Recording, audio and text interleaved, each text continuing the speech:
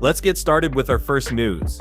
Aspinall spoke about the UFC 32-1 press conference after making the trip to Paris, France, where he began promoting his upcoming heavyweight clash with Gane. As expected, the French fans were loud and passionate, making sure to let Aspinall know exactly where their support was. From the very beginning of the presser, the English heavyweight was met with constant booing, something he admitted he fully anticipated. After the event, Aspinall explained that he wasn't bothered by it at all. He noted that he knew he would be booed because they were in Paris and it's only natural for the crowd to back their hometown star. He brushed it off, describing the entire experience as feeling like a circus, and emphasized that if the fight or promotion were happening anywhere else outside of Paris, the energy would be very different. Interestingly, Aspinall's father was also present at the event, and he appeared a little surprised at just how intense and vocal the French crowd was. The passion and volume of the fans in Paris certainly made an impression, but even with all the noise and boos, Aspinall remained calm and collected. Despite the crowd's intensity, there doesn't seem to be any real animosity between Aspinall and Gane. Both men have been very respectful when speaking about one another, and neither has taken the route of trash talk or forced drama. It feels less like a bitter rivalry and more like a high-level matchup between two of the best heavyweights in the world. To further highlight the respect between them, the UFC even had Aspinall and Gane seated near each other during UFC Paris. When they crossed paths earlier in the week, there were no heated exchanges, no hostile words, and no tension. Instead, both fighters treated each other with professionalism, showing that the competitive fire doesn't need to come with manufactured hate.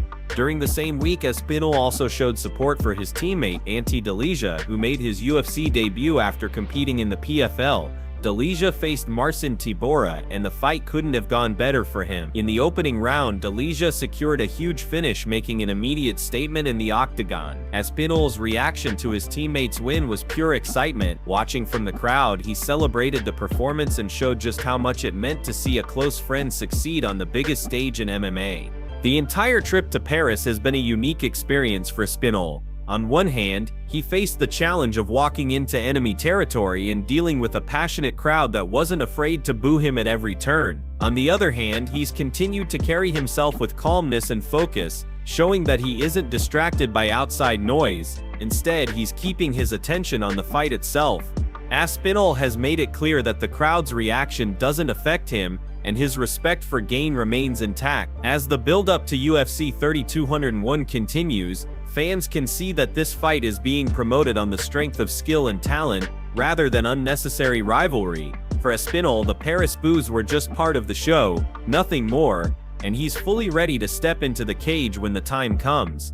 Before moving to the next news, we have one quick request for you.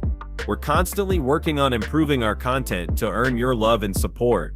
That's why we truly appreciate it if you could take just a moment to leave a like on this video, subscribe to the channel, and hit the bell icon so you never miss an update.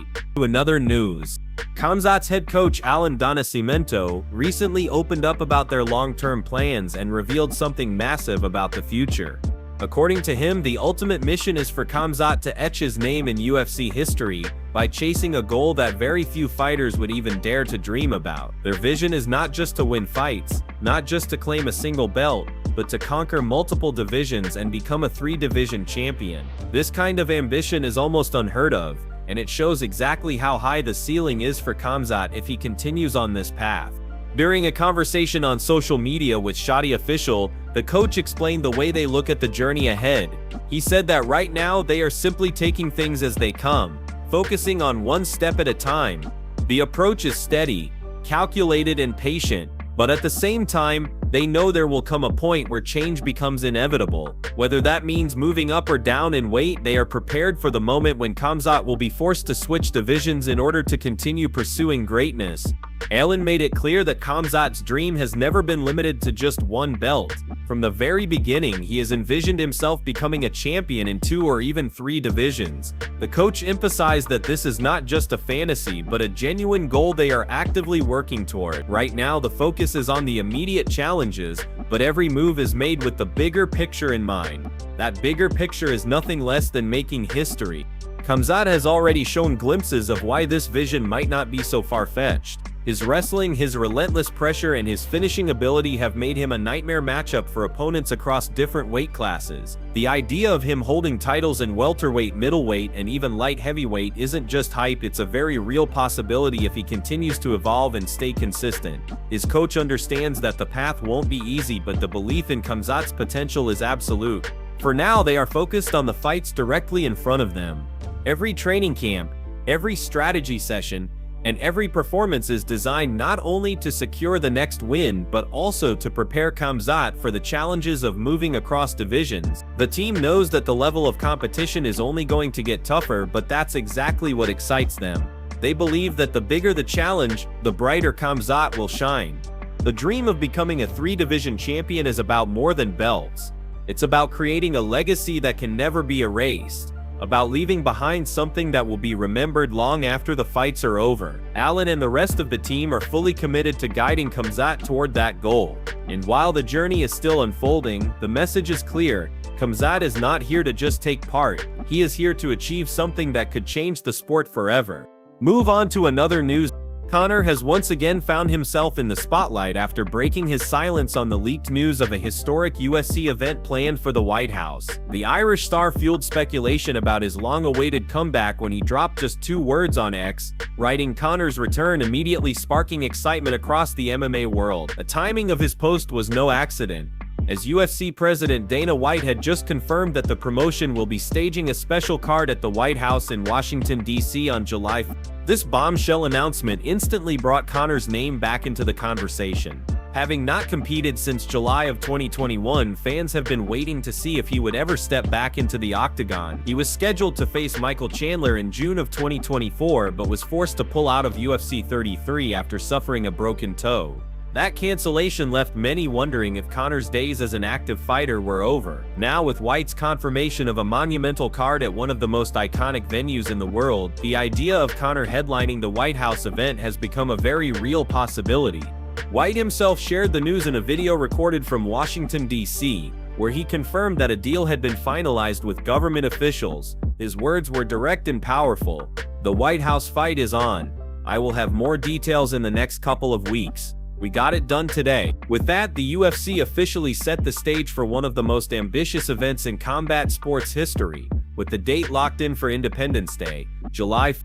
Further reports from the Wall Street Journal added even more intrigue by revealing the scale of the planned spectacle. Fighters will reportedly weigh in at the Lincoln Memorial, one of America's most historic landmarks. On fight night, they will warm up inside the White House itself before walking out to a cage built on the South Lawn. Fans will be able to watch the fights on massive screens set up throughout the area. And once the action inside the Octagon concludes, a full fireworks and light show will light up the Washington sky. The UFC is clearly preparing to deliver a show unlike anything the sport has ever seen before.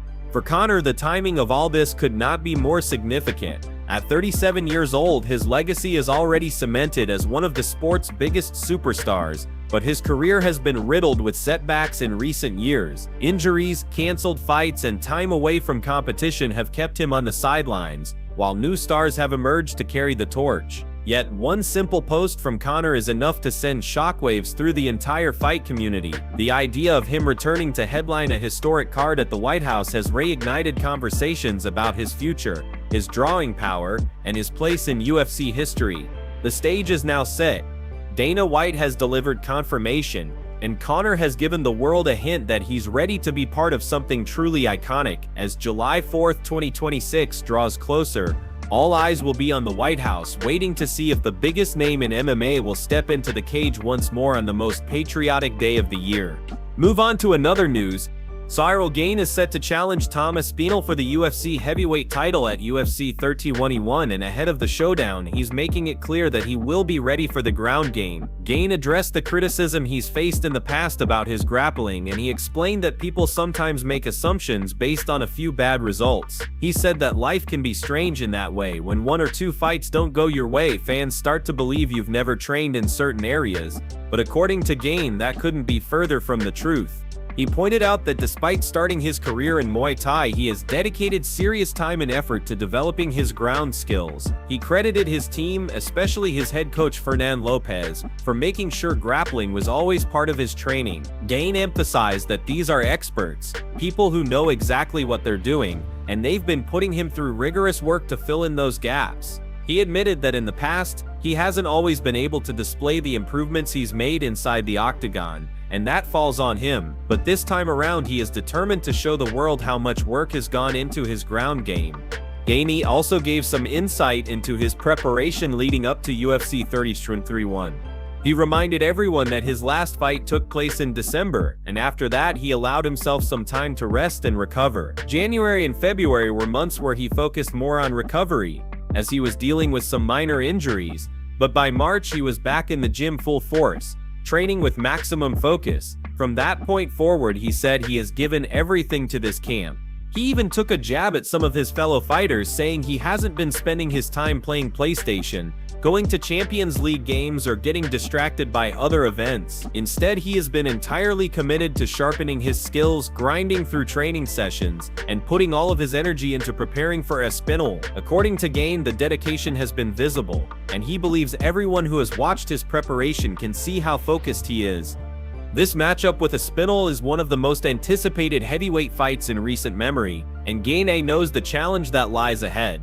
Aspinall has built a reputation not only for his striking but also for his dangerous grappling, with slick submissions and heavy ground and pound. That's why Gane wanted to make it absolutely clear he is ready. The French star said he has been working specifically to make sure he can handle those situations if the fight goes to the mat. He acknowledged that mistakes have been made in the past, but he stressed that this time things will be different. With UFC 30-21 just around the corner, Gane's confidence is shining through.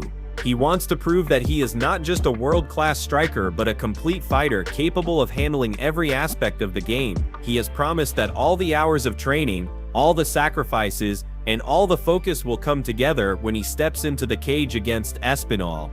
For Gane, this is not just another fight, it is his chance to show the world that his evolution is real, and that he has what it takes to become the heavyweight champion.